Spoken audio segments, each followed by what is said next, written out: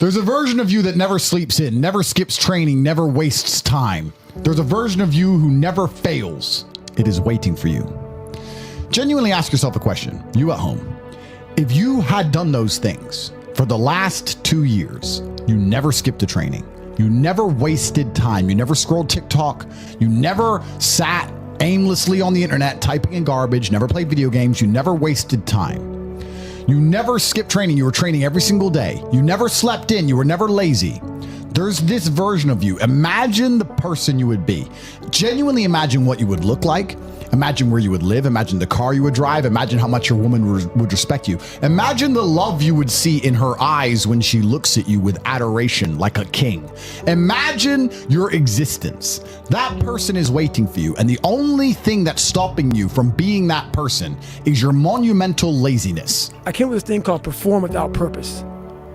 And so many people, they need to have a 5K, a 10K. I need to have a course in front of me. I need to have something in front of me for me to get my fucking ass up and do some shit. And that used to be me. And nowadays, shit, for past 20-some years, I don't need fucking purpose. And people miss out on this, man. The purpose, we're all looking for this golden purpose. Is it this? Is it that? Is it making money? Is it my family? Motherfucker, the purpose is you. We forget that. Every fucking day I wake up and I don't want to do some fucking shit. I'm like, okay, man, do you want to be a bitch today? Do you want to feel like a little bitch? Do you want to walk around all day knowing that you could, but you didn't? So it's perform without purpose. You have to learn how to get up and do shit when you ain't got no fucking 5K, no 10K, nothing. Nothing exists. Your life fucking sucks. You're in the fucking dungeon. But guess what, motherfucker? I'm still going to get it. Because when that time comes, because the time is going to come, when that purpose is there, you'll be ready. The universe is very giving. It will give you anything you work for. I've never seen somebody try for something with all of their might and not get it. The only people who do not have the things they want are the people who do not try for them. I've never seen a person wake up and say, my only dedication in life is to solve a Rubik's Cube and fail. You are not stupid. You are not incompetent. You are lazy and arrogant. It's extremely important you understand that that person is waiting for you and you are declining that version of yourself. In the multiverse, in the many different versions of the universe that exist, there is a version of you that does those exact things. And he is a greater person than you can even fathom. You can transform yourself into that guy. You can be a top G. That's exactly what I did. I knew who I was going to have to end up being before I became that person. My brother and I are not from rich families. We are not from advantaged beginnings, but I knew I had to be a big, strong, fighting billionaire. That's what I knew I had to be. Discipline is the key to success. If you cannot force yourself to do something you don't want to do, how are you ever going to put yourself through the suffering required for greatness? If you cannot force yourself to train when you do not want to train, if you cannot force yourself to work when you don't want to work, if you can't force yourself to not log into Pornhub or force yourself to eat right, how can you possibly ever become a monumentally successful person if you cannot control yourself long enough to do what must be done as opposed to what you feel like doing? The only people who get to live their lives based on how they feel are women and children. Children can cry because they feel like crying, as can a woman. A woman can start an argument because she feels like arguing, as can a child. A man must do what he is supposed to do irregardless of how he feels. That is the key component to masculinity, is discipline. And I'm here to tell you, number one, that most of you say you want to be successful, but you don't want it bad. You just kind of want it. You don't want it badder than you want to party. You don't want it as much as you want to be cool. Most of you don't want success as much as you want to sleep. Some of you love sleep more than you love success. And I'm here to tell you today, if you're going to be successful, you've got to be willing to give up sleep. You got to be willing to work off for 3 hours of sleep, 2 hours. If you really want to be successful, some days you're going to have to stay up 3 days in a row. Because if you go to sleep, you might miss the opportunity to be successful. That's how bad you got to want it. You got to go days without, listen to me, you got to want to be successful so bad that you forget to eat. Beyonce said once she was on the set doing her thing, 3 days had gone by, she forgot she didn't eat because she was engaged. I never forget when 50 Cent was doing his movie. I did a little research on 50, and 50 said that when he wasn't doing the movie, he was doing the soundtrack. And they said, when do you sleep, 50? Sleep. He said, sleep. Sleep is for those people who are broke. I don't sleep. Said, I got an opportunity to make a dream become a reality. Football players, how many football players? Got anybody like football in here? Raise your hand. Anybody like football? Emmitt Smith. I used to be a Cowboy fan before they did my boy Tom Landry wrong. I used to be a Cowboy fan. And watch this, there was a commercial. Emmitt Smith had won his first Super Bowl, and he had this commercial when he was lifting weights. I don't know if you saw the commercial when he was lifting, and Emmitt said, you know what? I won the Super Bowl, so I can rest now. He was doing his bench press. So he said, I won the Super Bowl, so I can rest now. So he throws up about 325, boom. And he rests for about 2 seconds. Then he, boom, boom, boom. Did you see that? He'd already won a Super Bowl. He said, I think I'm gonna take a rest. And he rests for how long? 1 second. Most of you won't be successful because when you're studying and you get tired, you quit. And I'm here to tell you today, if you got somebody came in my office the other day crying. I said, look, don't cry to give up, cry to keep going. Don't cry to quit. You already in pain, you already hurt, get a reward from it.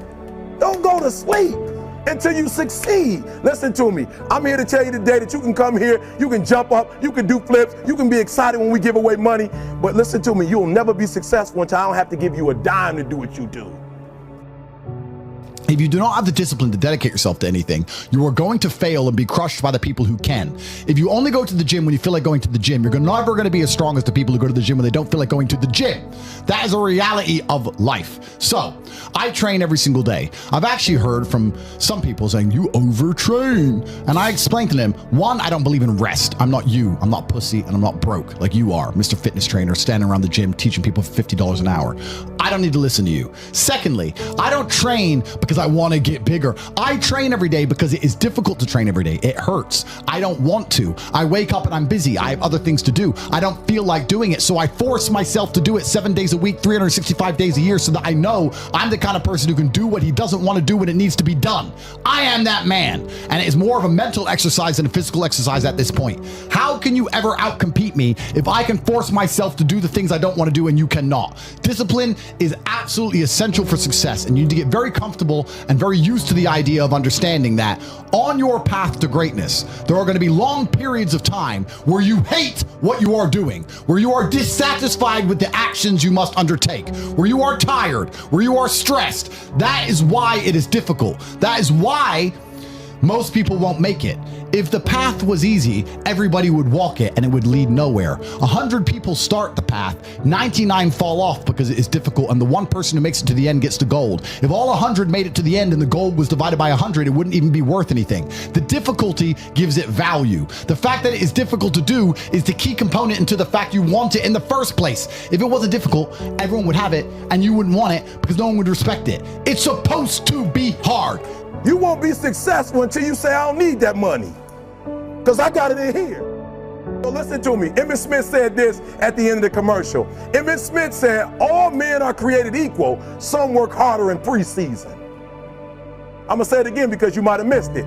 All men are created equal. Some work harder in preseason. So that means that there are some people who are going to see the professor, going to see the TA. And even when the professor says, I don't meet with you, my TA meets with you, you say, I don't want to talk to your TA. That's what it is. I don't pay the TA. I pay you to teach me. So you're going to have to find some time to meet me. If I got to meet you at the mall, if I got to meet you at your house, you are going to see me. Listen to me. All men are created equal. Some work hard in preseason. When I went to college, guys were way smarter than me. 4.0s, 3.0s. They went to the Ivy League high schools, came to Oakwood from these great high schools. Most of them are not doing what I'm doing. Why? Because it's not about where you come from. It's about heart. You come to a place where, being smart ain't enough. You got to have heart. That's number one. Watch number two. Number two, catch number two. I wrote it down. I wanted to make sure you got it. It says to be, watch this. We're talking about sacrifice now. The important thing is this. You're writing while I'm saying it, because I only have about 3 more minutes. Listen to me. The most important thing is this: to be able at any moment to sacrifice what you are for what you will become. That's the number 2 thing. You got to catch that one. To be able to, listen to me, at any moment, Some of you can make sacrifices when Monday Night Football is not on. You can make a sacrifice. But when the game come on, for some reason, you just attach to it. For some of you, when your favorite show come on, you can make sacrifices on Sunday when ain't nothing going on. But when your favorite show comes on Monday, bam, some of you focus until the phone ring, and then you like, I gotta answer it. If I don't answer the phone, I'm gonna die. I'm saying to you today that there are some of you, if you give up your cell phone, you would be successful. But your cell phone is more important to you than your success. I'm gonna say it again. I'm gonna hurt somebody. I'm gonna hurt somebody. Some of you need to give up your cell phone, because the time you spend on your cell phone could be used for your success. The time you could be using to be successful, you're using it on the cell. And the cell phone is not bringing you nothing but a bill. The person who goes, I don't have to prove anything to God. I don't owe all of my ancestors any effort. You know, for 5,000 years, people were dodging saber-toothed tigers and catching the plague and running from Genghis Khan. I don't owe them anything. Don't owe them a thing, because I want to play video games. These people are losers. I wake up every day with something to prove. I have hundreds of millions of dollars. I'm in fantastic shape, 4 times world champion. Fighting the Matrix out here by myself, more. I will have to be braver. I must try harder. All I do is prove myself. So when I hear people go, I don't have nothing to prove, then you're a loser. Peasants have never felt like they needed to prove anything. But kings felt like they needed to go and conquer land. Isn't that it's coincidental that the king, who already had it all, felt like he needed to go to some far-flung land and conquer it and take it and prove he's the king. But the peasants, oh, I don't have to prove nothing to nobody. You're a loser then. You're a dummy. I absolutely and utterly, completely have everything to prove to everybody all of the time. That's who I am. I will prove anything to anybody. If I sit and say X, I will prove it.